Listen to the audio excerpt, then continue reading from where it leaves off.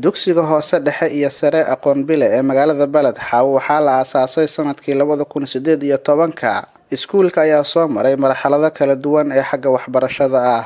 Maamulka iyo macallimiinta iskuulka, guddiga iyo qaar ka mid ah ardada wax ka barata iskuulka ayaa si wadajir ah uga dalbaday dowladda dhexe ee Soomaaliya, gaar ahaan wasaaradda waxbarashada, hidaha iyo tacliinta sare ee Soomaaliya iyo hay'adaha ku shaqada leh waxbarashada inay ka caawiyaan guud ahaan agabka waxbarashada ee looga baahan yahay iskuulka. Waa kan mid ka mid ah guddiga iskuulka aqoon bile oo ka warbixinaya xaaladda iskuulka. intaa kadib aniga oo magacayga Xaaji Dhaqane Maadi Dabarabullah waxaan sheegayaa aan cadeynayaa kana mid ah maamulka iskuulkan aqoon bile guddigiisa gaarka ah.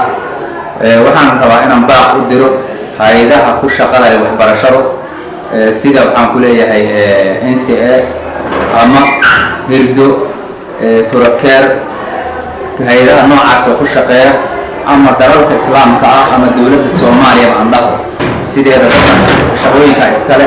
waxaan baaq si dheer ugu dirayaa in aan iskoolka aqoon bile uu yahay iskool dadaalay guddigiisa iyo macallimiintiisa ay soo dadaaleen wax badan laga soo qabtay. guryaha dhisan qayb ka mid ah waan soo dhisnay, arroortina weli waxbaa naga sii qabya ilaa waxaan nahay dowlad ma nihiin dad waxaan nahay isku tashtay. waxaan ka codsanaynaa inay nagu garab istaagaan, gacan nagu siiyaan. waxa naga dayacana waxay ka mid tahay ardayda weli qaar baa sujaayado ku fadhiyo oo dhulkaas naga aalo.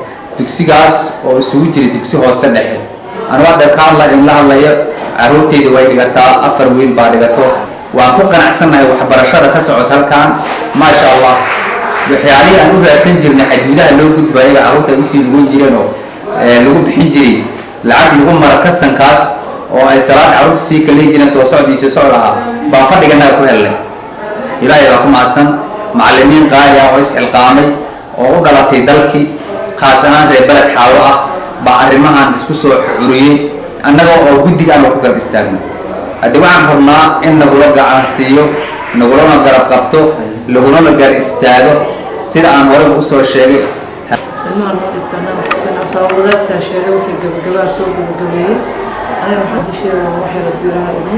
waan ku qanacsanahay, waan ku kalsoonahay macallimiinta noo dhigta.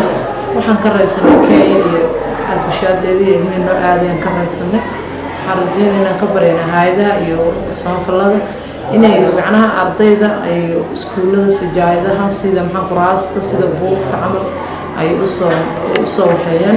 macallimiintana lacag loo diyaariyo. waxda macallin lacag la siiyo ma jirto oo iskooda wax u qabsan ma jiro. macallin hadda wax siiyo lacag la siiyo ma jiraan.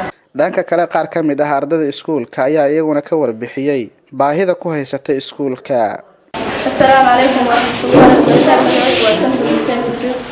waxaan ahay ardayda iskuulkan aqoon bile primary and secondary school. waxaan ahay class 8. waxaan halkaan baaq aga jeedinayaa dowladda federaalka Soomaaliya, gaar ahaan waxaan codsi u dirsanaynaa wasiirka wasaaradda waxbarashada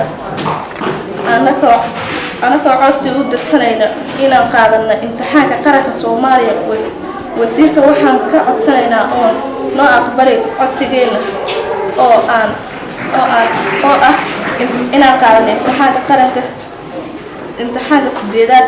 mudane wasiir noo aqbal haddaan nahay ubax Soomaaliyeed, haddana noqon karna kuwii dalkooda, diintooda, dadkooda anfaca, haddana noqon karna tujaarta adduunka kala maamusha.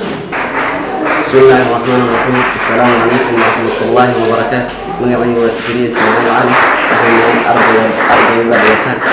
أرضي كاملة بصيغة وصدع فرق أقوم بنا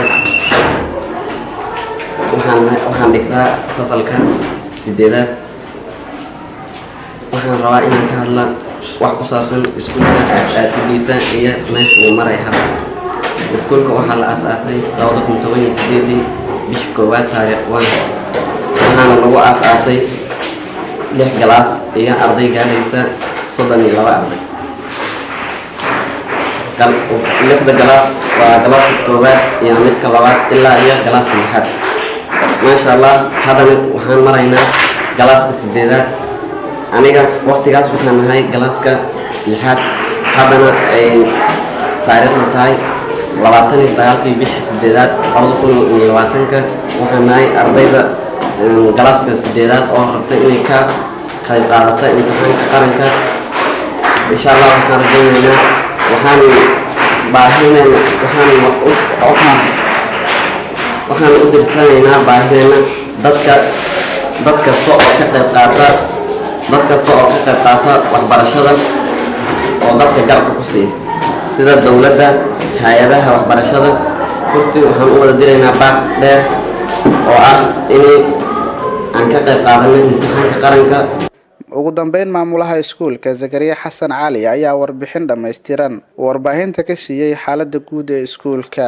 Cali anigoo ah maamulaha iskuulka hoose dhexe iyo sare ee Aqoonbile oo ku yaala gobolka Gedo gaar ahaan degmada Balad Xaawo waxaan baaq u direynaa laga soo bilaabo dowladda Soomaaliya maamulka gobolka Gedo maamulka degmada waxaan baaq ugu direynaa baahiyo ka jirto aan iskuulka hoose dhexe iyo sare ee Aqoonbile degmada Balad Xaawo.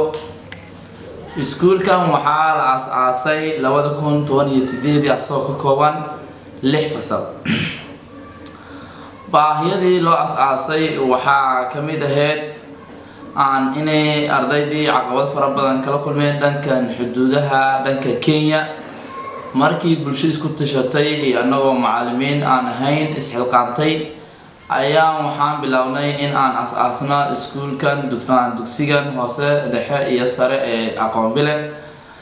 marka iskuulkan ilaa fasalka 6 ayuu ku ekaa 2018 maantadan la joognaa 2020 dugsiga wuxuu leeyahay fasallo stand 8 fasalka 8 diyaarna u ah inay ka qayb qaataan imtixaanka oo fasalka 8 marka waxaan baaq u direynaa iskuulka intaas soo sano jiray ma ilaa haddana wax caawimaad ah muusan helin.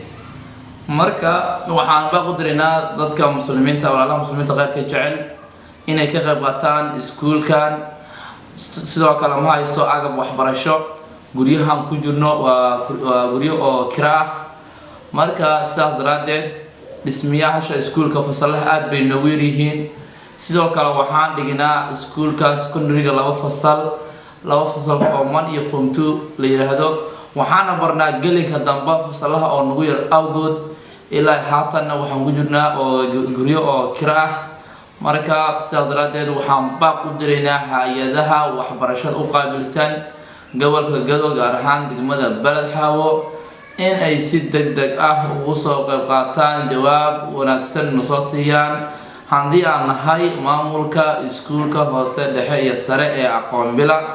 macallimiintaas intaba iskuulka iyo ardaydan inta la eg oo wax baranayso waxaa intaba soo gaarsiiyay bulsho iyo macallimiintaas oo iskaashatay. marka sidaas daraadeed baahida ka jirto wax adiga indhiina ku arki kartiin maanta aad taagan tihiin. marka waxaan baaq u direynaa insha Allah ta'ala in macallimiintaasi isxilqaan inta ogaanta ku soo waday in mishaarkooda yarka ama gunadooda yarka ay qaadan lahaayeen in iskuulka agab waxbarasho buugaagti lagu waxbar lahaa carruurta qaar baa ku fadhida sijaayido dhaysaskii in loo helo. iskuulka baahiyo fara badan buu leeyahay bulshada Balad Xaawo ku dhex yaala maanta waa iskuultiisa aad u sareyso ay bulshada ka warqabto carruurtii si tayo loo waxbarayo. baaqna u direynaa in imtixaanka shahaadiga fasalka 8 inuu carruurtan hadda fasalka 8 uusan dhaafin jawaab degdegna in la soo siiyo ayaan rajaynaynaa handoo alla yiraahdo insha Allah ta'ala wabillahi tawfiiq.